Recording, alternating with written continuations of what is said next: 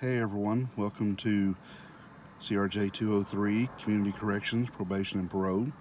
I know it's 3 weeks into it is not the best time to be saying hey everyone, but didn't really have much to talk about during the first two chapters, but chapter 3 is very interesting and really gets the meat of what we're talking about here. So I have a couple verbal questions I want to put to you guys to have y'all answer. First, what did you all think about the history of parole and how it was invented? I want everybody to give me a response back. You can do a video or you can type it up somewhere on the page. But what was interesting about the history and how it was created and what you thought about it.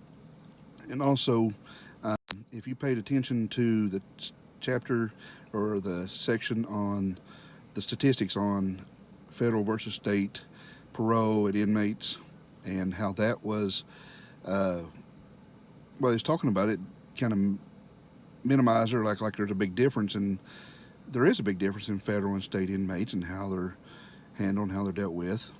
Talking about drug charges are mostly how mostly state offenders are drugs and theft, and federal offenders are embezzling and stuff like that, because there's a huge difference in what a federal crime is and what a state crime is. So that's why there's a big difference in the parole and how it goes on with it.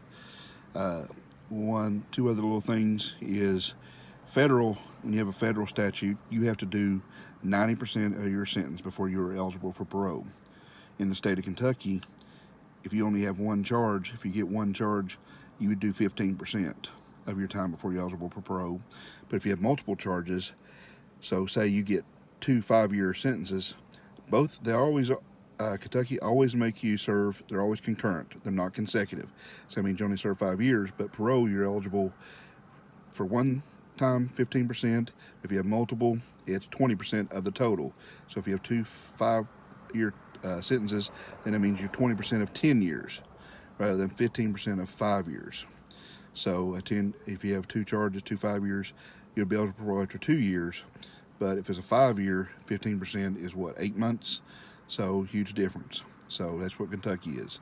So again, welcome to the class, and post a response. I'll set up a discussion board, but anybody wants to post a video, it's a lot easier. So I'll look forward to your answers to those 2 questions. What did you like, or what was the thing that you learned the most about reading about the history of parole? And what did you think about those statistics, talking about the federal versus state and how the charges are different?